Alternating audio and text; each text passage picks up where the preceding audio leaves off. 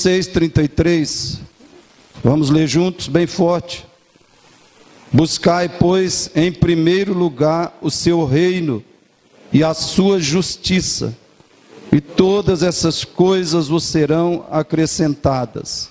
De novo, buscai, pois, em primeiro lugar o seu reino e a sua justiça, e todas essas coisas vos serão acrescentadas.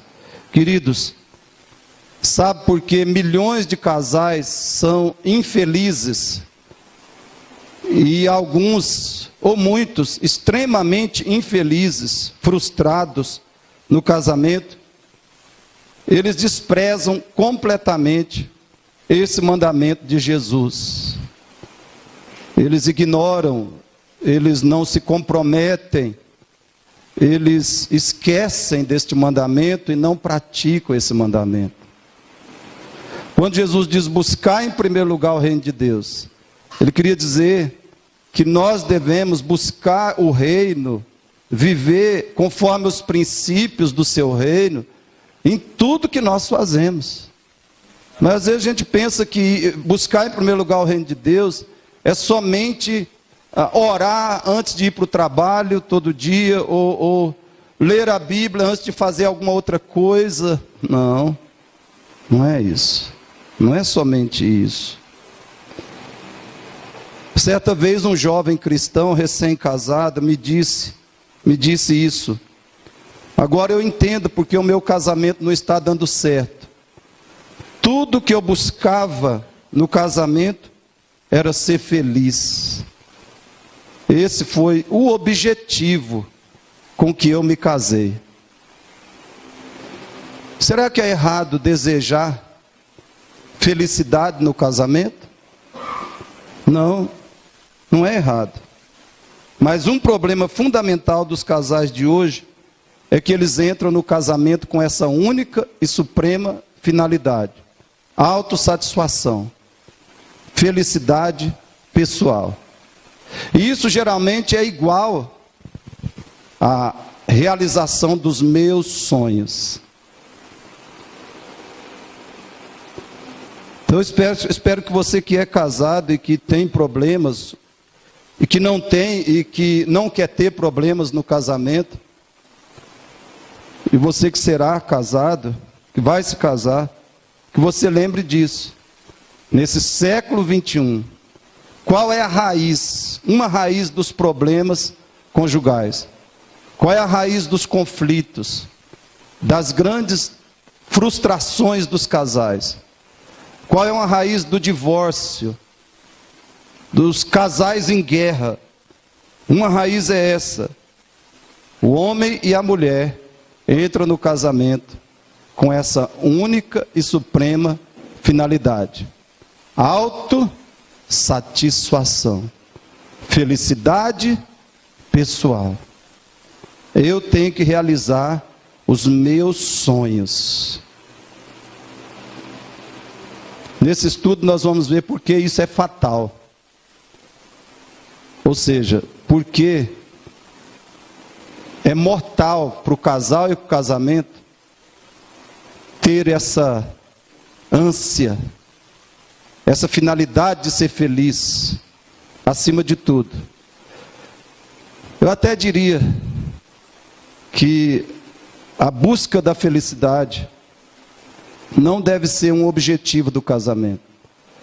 Desejar a felicidade nós podemos, porque Deus nos criou para ser felizes. Amém? Você pode até desejar ser feliz e ter felicidade, mas nós não deveríamos buscar a felicidade. Não deveríamos ter isso como alvo de vida, propósito de vida, projeto de vida. Buscar a felicidade em qualquer coisa que façamos, e principalmente no casamento. Porque você não se casa com uma pessoa disposta a te fazer feliz. Você tem que tomar consciência disso antes que seja muito tarde. Você não casa com uma pessoa disposta a te fazer feliz. No namoro ela vai falar isso. Ela vai te falar 1000 vezes que eu mais quero na vida é ver você feliz. Só que depois que casar, você vai descobrir qual era a intenção dela de fato. Tá? Quando casar, você vai descobrir. Ela não queria te fazer feliz. Ela queria sugar você. Tá? É querer te sugar. Igual alguém chupa uma laranja e joga o bagaço fora. Esse é o coração de toda pessoa que se casa, de toda mulher que se casa, de todo homem que se casa. Eu quero sugar o suco dela, o doce dela ou dele. Depois, quando não servir mais, aí eu procuro outro ou outra. É com essa disposição profunda, radical e extremamente inconsciente que as pessoas se casam. Mas elas dizem: eu quero que você seja feliz. Na hora que você a desagrada de alguma forma, você vai ver a felicidade que ela queria para você. Mão na cara. Em muitos casos. Né? Em muitos casos. Ou então, o silêncio. Se refugia no silêncio e começa a te punir com o silêncio. Te castigar com o silêncio. Porque você não deu o que ela queria. Ou não é o que ela esperava. Ou então, as agressões verbais. Desgraça, miséria, peste.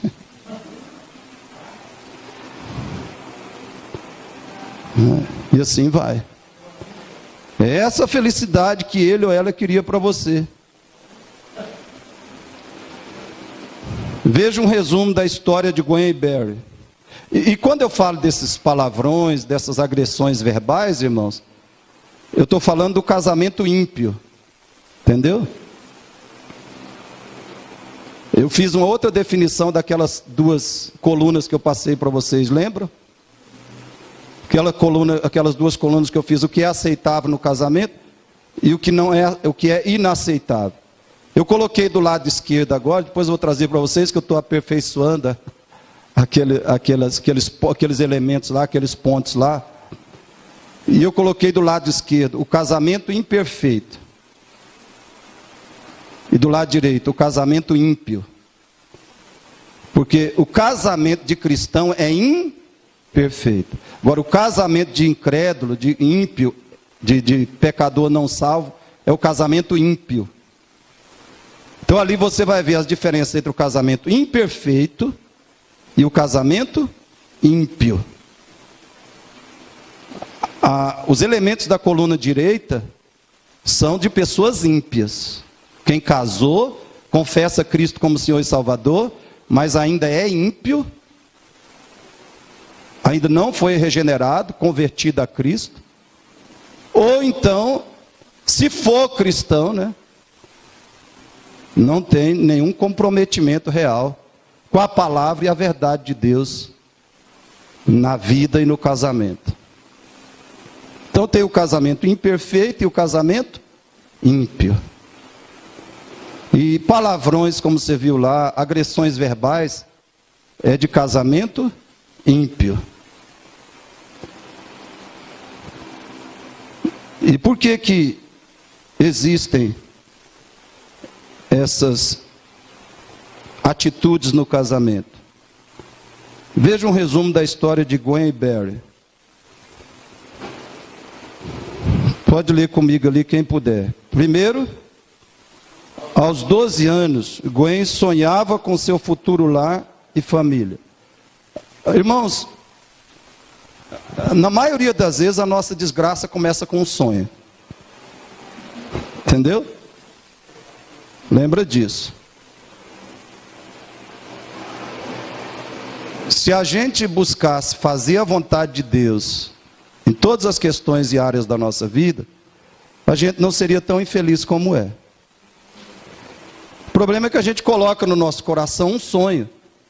E aí vem o Matos Nascimento com aquela música, e vem o Marco Feliciano com as suas pregações sobre o sonho de José, A história de José é completamente mal interpretada, antibiblicamente mal interpretada. As pessoas esquecem que os sonhos de José foram sonhos que Deus colocou no coração e na mente dele. Não foram sonhos que surgiram da sua carnalidade, do seu egoísmo, do seu egocentrismo. Os sonhos de José eram sonhos teocêntricos, não eram sonhos antropocêntricos. E aí nós criamos sonhos no nosso coração e achamos, porque sonhamos, né? Achamos que esses sonhos já são de Deus. E aí vem os pregadores que estimulam isso, a nossa desgraça está completa. Então tudo começa assim. Muitas vezes, aos 12 anos, ela sonhava com seu futuro lar e família. É errado você imaginar e desejar como você gostaria que fosse seu casamento e família? Não. O problema é você tentar realizar esses sonhos fora dos princípios de Deus. Segundo, tinha certeza que seria completamente feliz casando-se com um homem especial. Terceiro, quando encontrou Barry, eles pareciam o casal perfeito, então casaram-se rapidamente. 4, logo após o casamento, os problemas começaram. Primeiro problema, gravidez não planejada, bem no início da vida conjugal. Aqui, a Bíblia já ficou, não é? O autor do livro não disse se eles eram cristãos, mas a Bíblia já ficou de lado aqui. Um casal, para ter um filho, precisa primeiro orar. Orar muito. Né? Um casal, para ter um filho, precisa pensar se é a hora de ter um filho. Se é o momento, se está preparado. O casamento tem a consistência necessária para eles serem pais. Eles têm uma casa própria e um emprego estável. Tem uma renda suficiente para a manutenção mínima de uma criança. E mais do que isso, muito mais do que isso, muito mais importante. O casal está preparado espiritual, bíblica e emocionalmente para educar um filho. Aqueles que vão ser pais estão preparados biblicamente, emocional e espiritualmente para a educação bíblica de um filho. Senão você vai criar filho para o inferno. Você vai gerar filho para o diabo. Então já começou aqui o primeiro problema. Grande problema. Segundo problema. Barry estava despreparado para lidar com a pressão de emprego e faculdade. Terceiro problema. Por isso que eu digo, você não pode casar sem fazer curso de casamento. E olha, tem que ser um curso rigoroso, profundo e minucioso. Porque vai te dar consciência que você vai ter que enfrentar, a hora que você casar, a pressão, muitas vezes severa, de trabalho e de faculdade, se você quiser continuar estudando. Terceiro problema, eles tiveram filhos gêmeos. Deus é irônico, né? Deus muitas vezes é bastante irônico. Quarto problema. Sua casa era pequena e sempre parecia estar entulhada de coisas. Quinto problema. Crianças para serem cuidadas, mensalidades escolares, pouco dinheiro, etc. Sexto problema. A vida do casal se reduziu à rotina de levantar, trabalhar e dormir. Sétimo. Barry não era mais tão afetuoso e prestativo, revelava frieza, insatisfação, irritação. Ele era assim no namoro? Mas toda pessoa que casa, principalmente sem preparação devida para o casamento, e sem um relacionamento forte com Cristo e com a igreja, se transforma numa pessoa assim depois que se casa.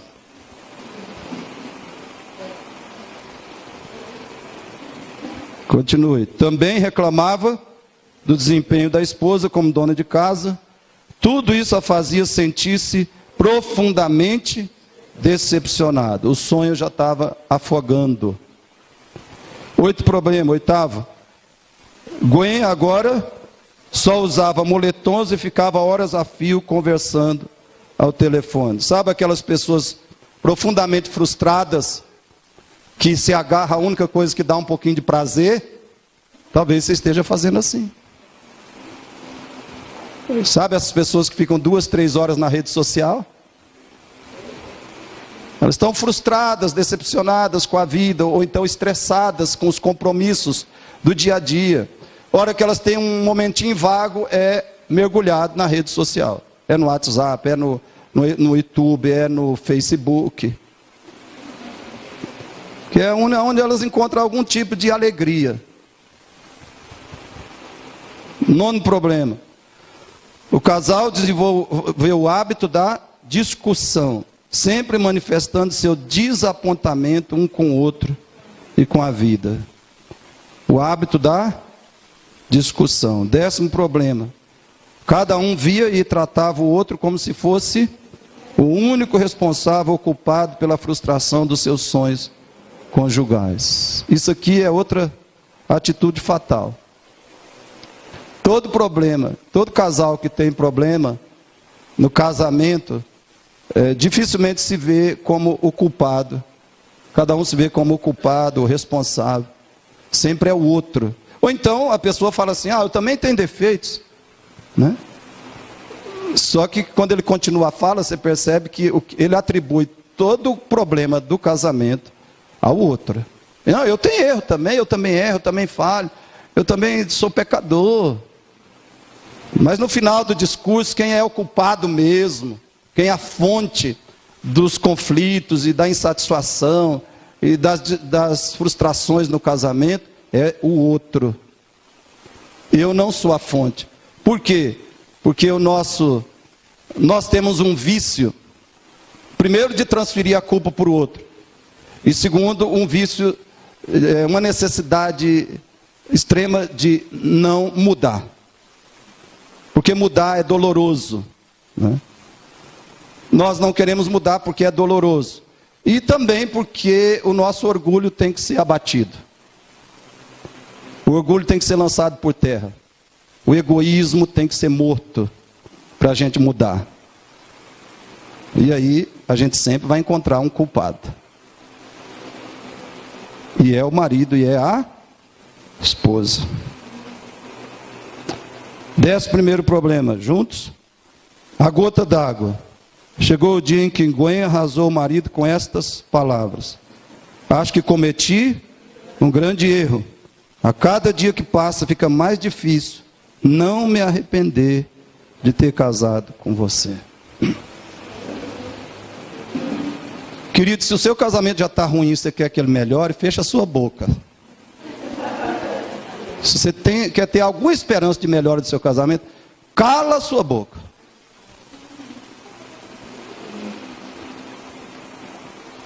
Você pode estar imensamente frustrado com o marido ou a esposa, mas tem palavras que você nunca deve dizer. Nunca deve dizer. E como nós somos, né? Como nós somos assim, campeões em usar palavras para esquartejar o outro, para jogar o outro no chão e pisar em cima. Palavras doem mais, ferem mais, destroem mais do que um tapa, do que um chute, ou sei lá. Resumo: o grande sonho de ambos virou grande pesadelo. Grande sonho, um grande pesadelo. Então, antes de você tentar realizar o seu sonho, antes de você ser na vida movido, impulsionado, inspirado pelo seu sonho, procure saber se esse sonho é de Deus. Queridos, eu tive muitos sonhos, sabe? Aí chegou um dia que eu entreguei os sonhos a Deus e parei de sonhar.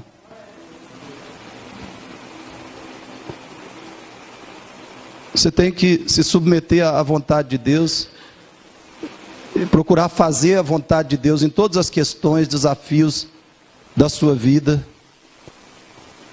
e deixar os sonhos nas mãos de Deus. Se forem dele, ele vai levar você à realização dos sonhos.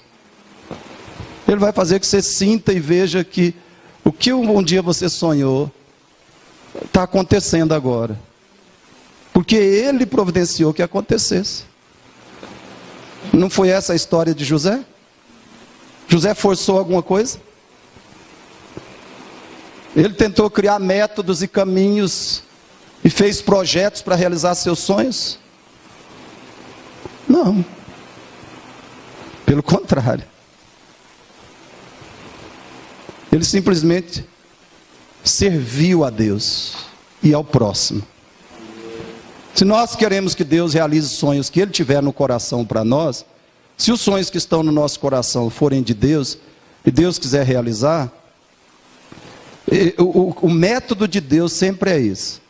Nós servimos a Deus de todo o coração, e servimos o nosso próximo de todo o coração. E aí, Deus realiza os sonhos que Ele tiver que realizar. Você não precisa lutar pelos seus sonhos, como os pregadores falam. Você tem que lutar pelo reino de Deus no seu coração, o reino de Deus no seu corpo, o reino de Deus no seu corpo. Por causa do joelho eu fiquei 15 dias sem caminhar.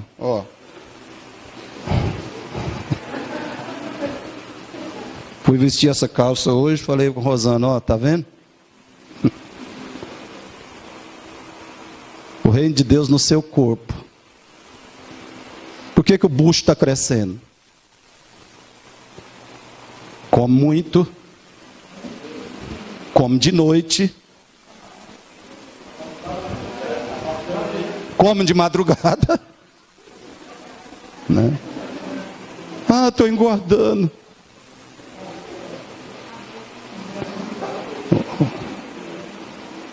Está buscando o reino de Deus no seu corpo? Essa é a questão. Dorme tarde, quanto mais tarde você dorme, mais você engorda. Quanto menos você dorme, mais você engorda. O reino de Deus no seu corpo, o reino de Deus no seu casamento, o reino de Deus nas suas finanças, o reino de Deus na forma de fazer seu trabalho. E aí, quando Deus quiser realizar o sonho, Ele realiza. Se não, Ele te leva para a glória e o sonho está realizado. Todos os sonhos lá serão realizados.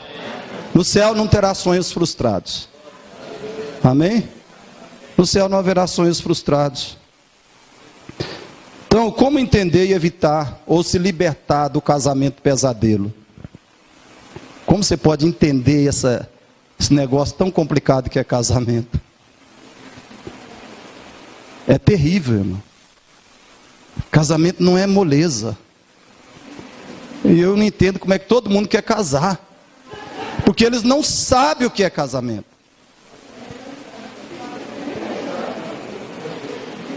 Tem um pastor que diz, o pastor Cláudio Duarte diz: feliz foi Jesus que não casou. Feliz é a Dila que não quer casar. Se quer ser feliz, não se case. Agora, se você quiser buscar a sua felicidade no casamento, você está caminhando para o matadouro. Tenha consciência disso. Se você se casa para realizar seus sonhos, você está caminhando para o matadouro. Porque Deus terá que transformar os seus sonhos em pesadelo, para eles virarem amor pela outra pessoa. Você casa cheio de sonhos. Aí Deus tem que transformar os sonhos em pesadelo, para depois transformá-los em amor verdadeiro.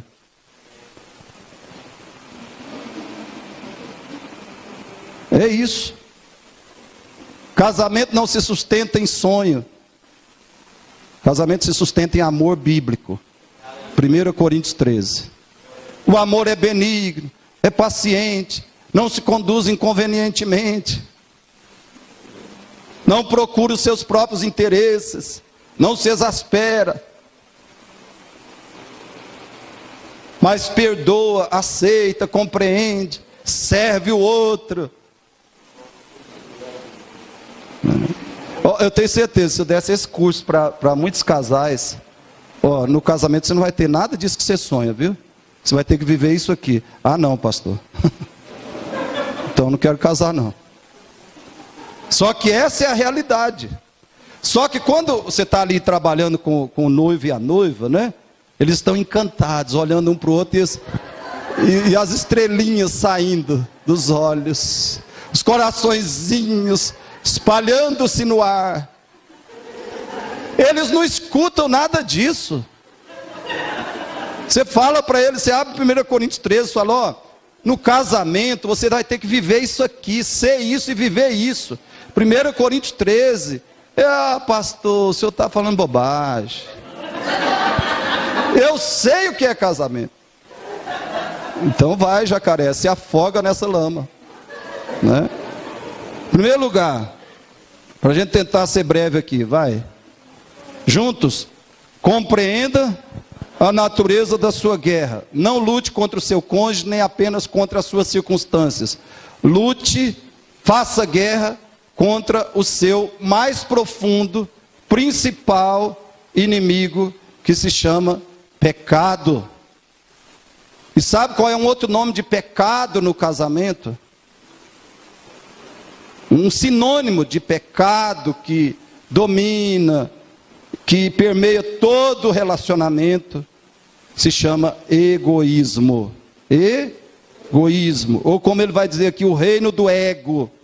Então não lute contra o seu cônjuge. Pare de lutar contra ele ou ela. Seu problema no casamento não é o seu cônjuge. Esse é o problema, irmãos. A gente não entende isso, não aceita isso. Seu problema no casamento não é a sua esposa, não é o seu marido. O seu inimigo no casamento não são as circunstâncias que vocês estão vivendo, não. As circunstâncias são difíceis, são dolorosas. Exige sacrifício. Mas esse é o problema, que por causa do seu egoísmo ou do nosso egoísmo, nós não queremos nos sacrificar. Nós não queremos negar a nós mesmos. Nós queremos realizar os nossos sonhos. As circunstâncias não são o problema do casamento. Não lute só contra as circunstâncias. Elas são o menor problema. Não lute só contra o diabo. Ele também não é o maior problema do casamento.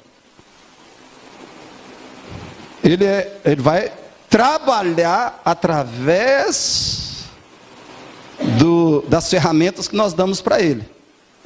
Ele vai trabalhar através do egoísmo, né? Da mágoa, do ressentimento, da agressividade, da murmuração, das acusações, das críticas. Ele vai trabalhar por meio de todos esses pecados, porque nós damos o lugar para ele trabalhar. Mas o problema é o pecado, é você que é o problema do seu casamento. Você está entendendo? Você é o problema. Aí você fala, pastor, mas o meu marido, a minha esposa faz isso e faz aquilo. Ok. Então ele também é o problema. Ele também é o problema, ela também é o problema. Lute contra o seu pecado. Combata o seu pecado, neutralize o seu pecado. Neutralize o seu egoísmo. Substitua o egoísmo por amor. Essa é a grande solução do casamento. A substituição do egoísmo por amor. Não tem outra solução. Tem uma regra, tem um princípio, tem um remédio. Tem algo que resolve num casamento que vai mal. Tem. Substituição do amor, do egoísmo pelo amor. Quando o egoísmo for substituído pelo amor, em relação a cada problema, o casamento vai entrando nos eixos. E aí, a promessa de Cristo, as outras coisas vos serão acrescentadas. a promessa começa a se cumprir, a sério, no relacionamento conjugal. Primeiro, vamos falar juntos, compreenda a natureza fundamental do pecado. Ele é antissocial. Como é que o pecado é antissocial? Número 1, o pecado nos torna focados em amar a nós mesmos. Ele nos torna focados em amar a nós mesmos. Preste atenção nisso. Depois você leia de novo no seu livro. O pecado nos entrega a nós mesmos. O pecado limita o nosso foco, motivação e preocupação ao tamanho das nossas próprias vontades, desejos e sentimentos. O pecado faz que nos sintamos autoconfiantes e importantes demais. O pecado nutre nossos sonhos egoístas e incentiva planos baseados em nossos desejos. Planos baseados em nossos, não nos desejos do outro. Por causa do pecado, amamos a nós mesmos e temos planos maravilhosos para as nossas próprias vidas. O que isso significa é que o pecado é, em essência, antissocial. Não temos tempo para amar nosso cônjuge, no sentido mais puro dessa palavra, porque estamos muito ocupados amando a nós mesmos. Muito ocupado amando a nós mesmos, por isso não temos tempo para amar o nosso cônjuge. Esse é o problema. Cada um focado no seu sonho, cada um buscando a realização das suas expectativas, da sua vontade, cada um buscando o seu prazer no casamento. Ele é antissocial. Ele coloca você no centro e exclui todo mundo, inclusive o cônjuge. Segundo, juntos, o pecado nos torna viciados em desumanizar e usar as pessoas. Muitos maridos amam demais a esposa quando ela lhe dá sexo. Aí eles são apaixonados, né? Dá flor, dá presente, diz eu te amo todo dia.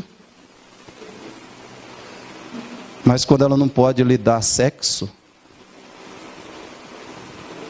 acabou aquele marido tão amoroso, tão apaixonado, tão dedicado. Porque a esposa não realiza mais a sua libido. Ela não satisfaz mais a sua libido. Por que os presidentes aí estão casados todos com mulheres novinhas?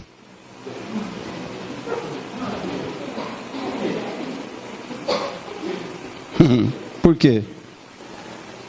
Irmãos, eu quero ver o marido amar a esposa, se amar Cristo e amar a esposa quando ela entra na menopausa.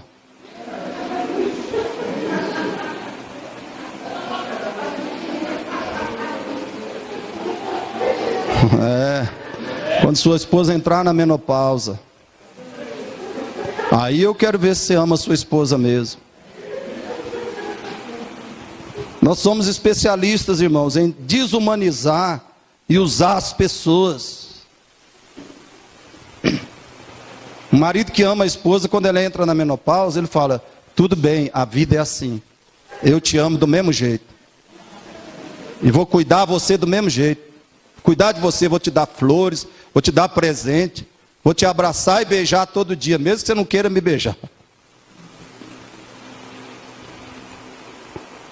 Porque eu não casei com você para te usar.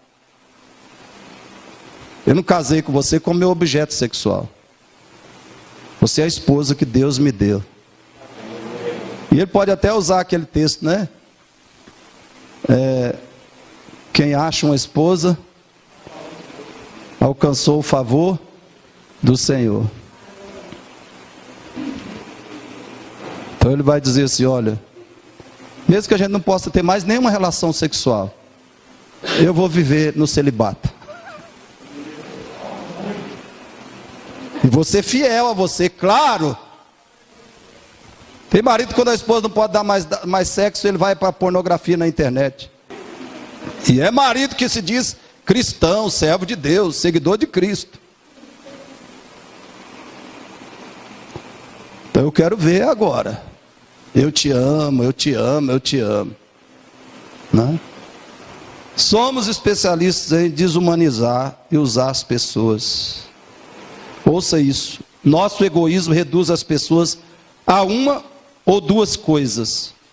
Tentamos coibir o nosso cônjuge a voluntariamente se submeter aos planos e propósitos do nosso claustrofóbico reino unipessoal. Queridos, nós erguemos um trono no centro do nosso coração, nos assentamos nesse trono e tentamos ou forçar ou manipular o nosso cônjuge para se prostrar e nos adorar. Terceiro, juntos, o pecado muitas vezes coloca uma máscara de amor em nosso egoísmo. Uma máscara de... Você diz, eu te amo, eu te amo, eu te amo. Mas isso é amor? Vai aparecer na hora da pressão. Aí, talvez a máscara vai cair. Se não for amor, a máscara vai cair. O egoísmo vai ficar, o rostão, né? O rosto limpo do egoísmo vai ficar bem visível. Porque aquele amor era só uma máscara. Não era amor. Os sonhos de um homem e uma mulher podem se harmonizar completamente. Mas quem disse que uma combinação de sonhos significa amor? Não. Sonho pode ser, como eu já disse, só o que eu quero. O que eu desejo.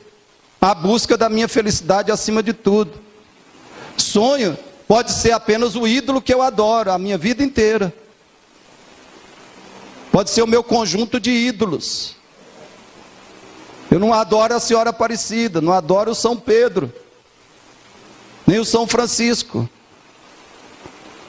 Mas eu vivo prostrado diante dos meus sonhos. E é assim que muitos maridos e esposas vivem. Agora, porque eles têm os mesmos sonhos de serem felizes no casamento, isso não quer dizer que é amor. Quando acontecer o casamento e as pressões, aí os ídolos serão revelados.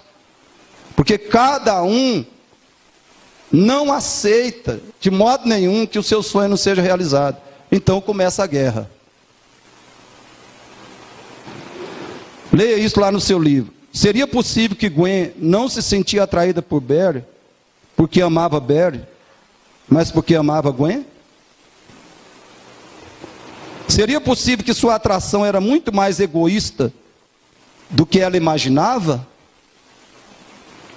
Então, eu espero que você tenha lido o capítulo 3 do livro, e tenha lido pelo menos 2 vezes, com oração, com meditação, e a sua conclusão vai ser esta: na verdade, aquela jovem não amava o seu marido, ela amava a si mesma,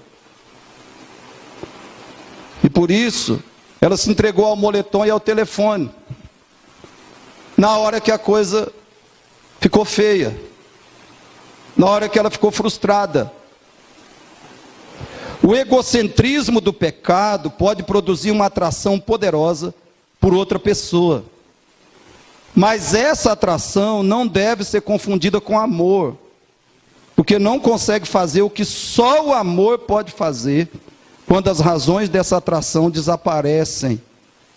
E a morte do sonho é algo que todos os casais experimentam. Não esqueça disso. O egocentrismo do pecado pode produzir uma atração poderosa por outra pessoa. Mas essa atração não deve ser confundida com amor. Porque não consegue fazer o que só o amor pode fazer quando as razões dessa atração desaparecem. Irmãos, nós precisamos tomar cada dia mais consciência disso.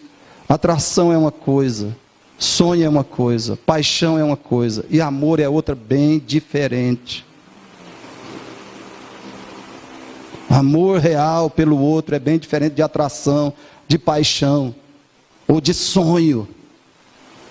Vamos distinguir as coisas e parar de viver movidos por ilusões.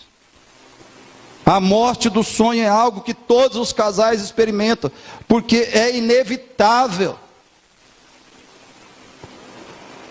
Por que o sonho morre quando as pessoas se casam? Porque a realidade da vida provoca isso. As circunstâncias provocam isso. O casamento vive de autossacrifício, autonegação, dedicação ao outro. Eu falei aqui da questão do sexo.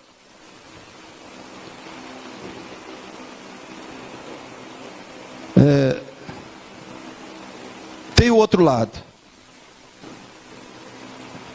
Um cônjuge que ama o outro faz todo o empenho para satisfazê-lo sexualmente também.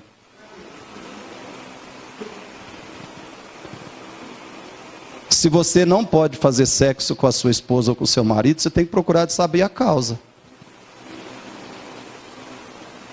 Amém? Você não pode fazer sexo, você tem que procurar saber a causa. A causa pode ser física, pode ser psicológica, pode ser espiritual. E geralmente essas duas coisas estão juntas. A espiritual e a psicológica geralmente estão juntas.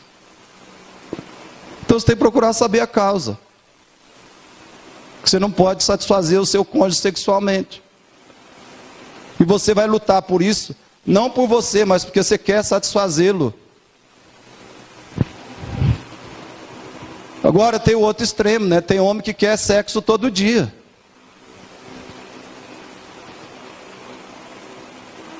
Também não dá, né, irmão? Tem muita mulher que é da mesma forma. Mas eu acho que não são a maioria. Né? Ó, se você tiver uma ótima relação sexual com a sua esposa ou com o seu marido, bem satisfatória, uma vez na semana, erga a mãos para o céu e dá graças a Deus.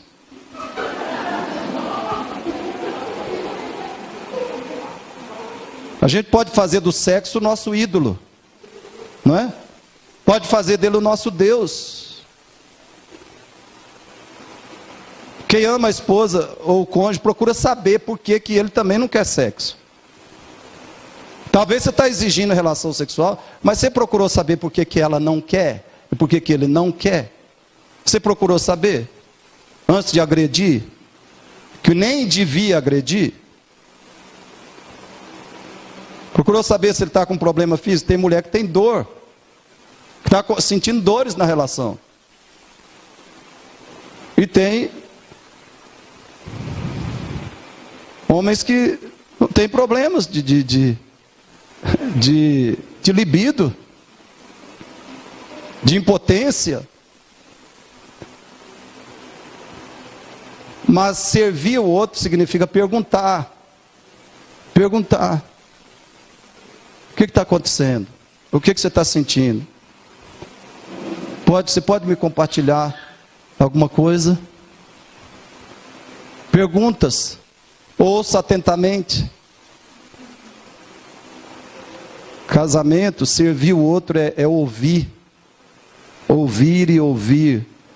Né? Conversar, conversar e conversar. Falar o que sente, o que pensa. Falar o que acontece e ouvir. E procurar solução.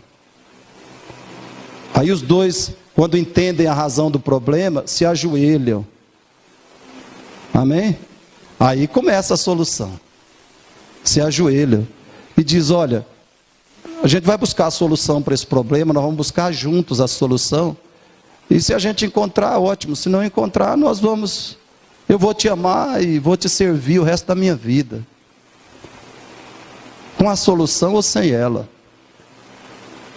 Amém? Porque isso é ser cristão, irmão. Isso é ser cristão.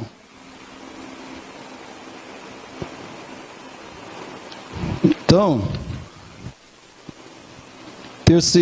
segundo, compreenda o propósito obsessivo do pecado: construir o reino do ego. Esse é o propósito obsessivo do pecado. Nós queremos construir o reino do nosso ego. Quanto mais nosso ego for adorado, admirado, elevado, mais nós nos sentiremos deuses. Porque é isso que na verdade nós queremos ser. Cada um de nós quer ser Deus. O pecado nos faz ignorar o reino de Deus e servir o reino do ego, o nosso ego.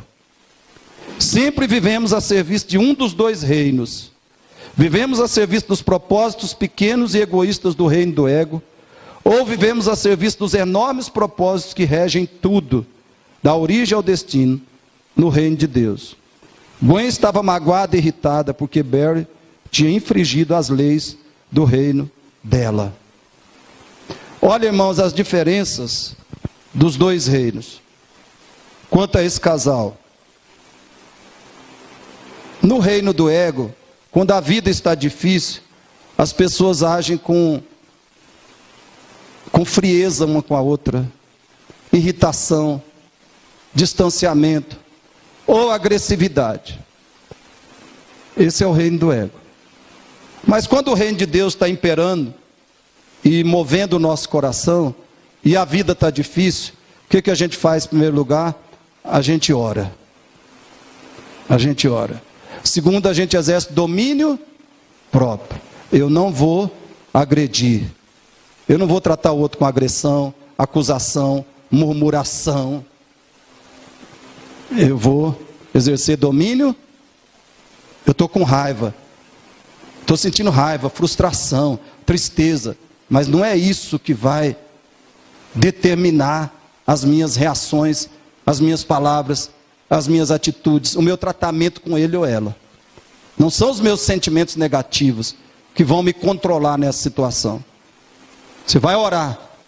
Depois você vai exercer domínio próprio.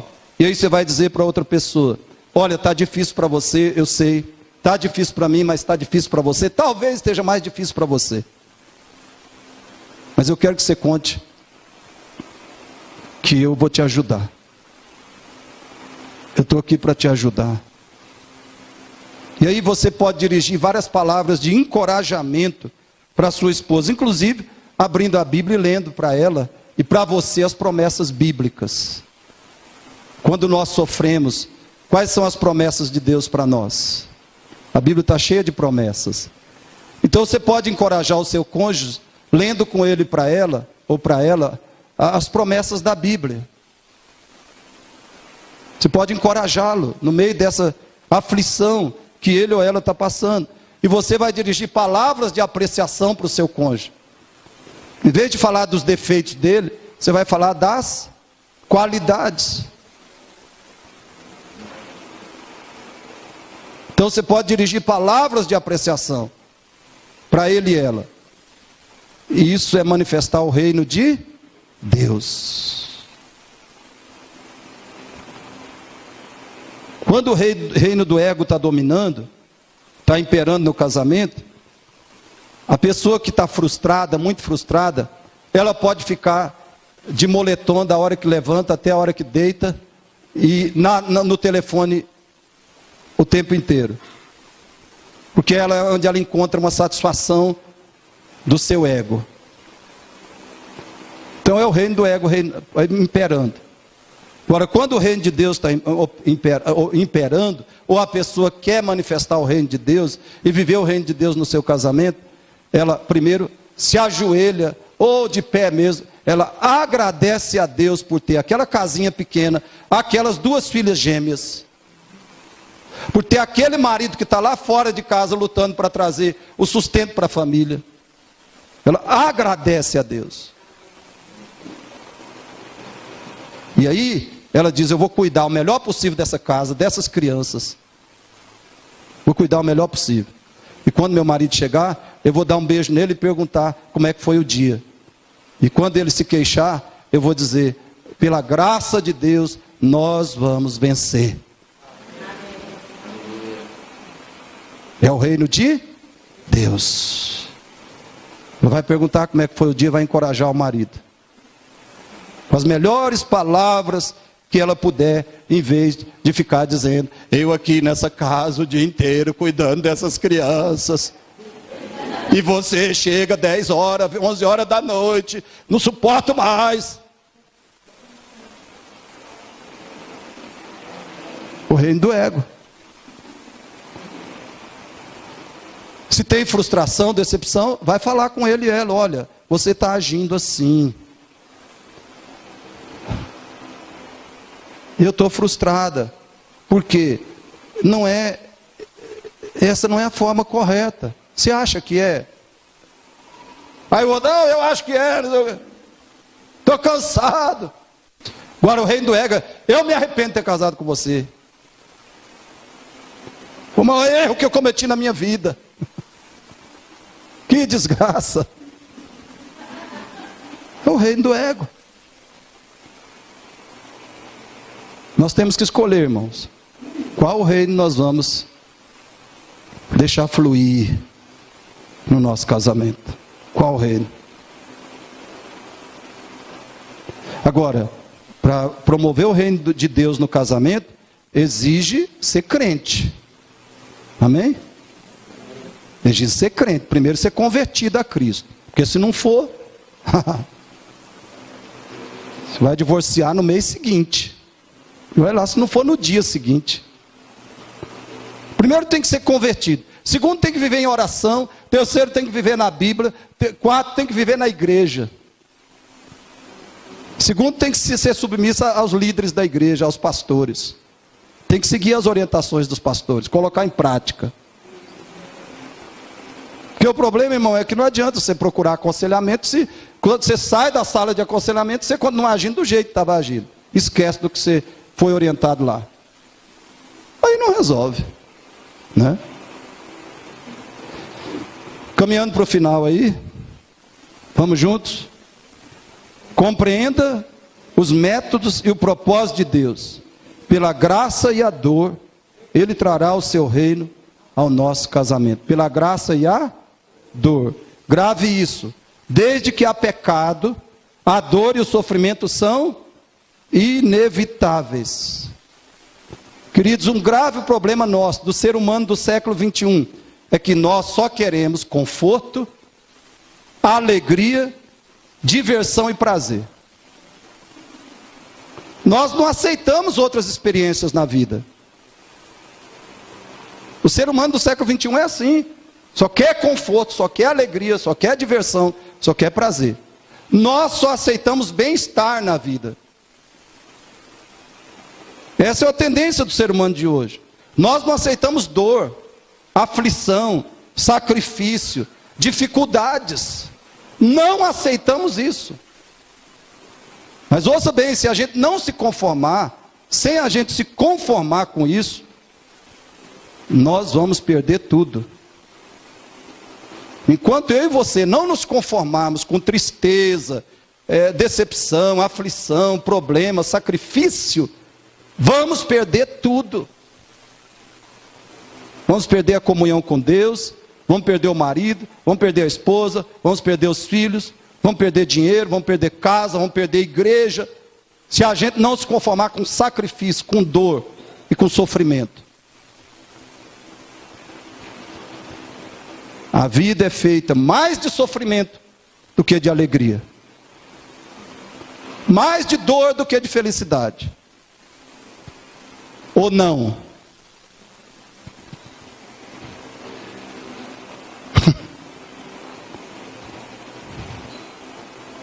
Eu levantei para orar. Lá para as 3 da manhã. Me deitei 5 e pouco. E falei, eu tenho que dormir pelo menos 2 horas. Tenho que dormir, senão não aguento.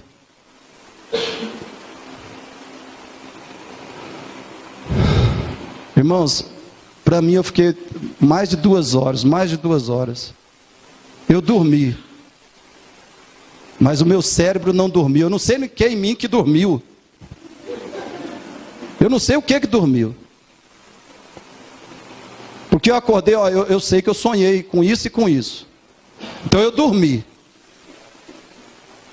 Mas eu me sentia como se não tivesse dormido nada. Não sei se já aconteceu isso com você. Ou só acontece com quem está com 3 anos de idade. Né? Porque eu estou no 3º. Quando chega nessa idade aí, que você sabe, aí começa a contar de novo. 1, 2, 3. Não sei se acontece com você, mas não dormi. Eu não sei o que dormiu, porque eu estava exausto na hora de levantar. E eu fui para o banheiro assim: Jesus, me dá alegria, me dá energia e me dá ânimo. No banheiro, água caindo em cima de mim, e eu falando: Jesus, me dá alegria, me dá energia e me dá ânimo. A vida não é fácil não, irmãos. E eu não estou falando de nada, sabe? Eu não estou falando de problema nenhum, de sofrimento nenhum. Se você não admitir que a vida é feita de desconforto, de tristezas, de dores, de decepções, de sacrifício, você vai perder tudo que é mais precioso. Irmãos, um dia Deus vai criar novos céus, aí vai ser maravilha. Mas aqui, meu filho, quando você estiver aqui, vai ser cacete mesmo.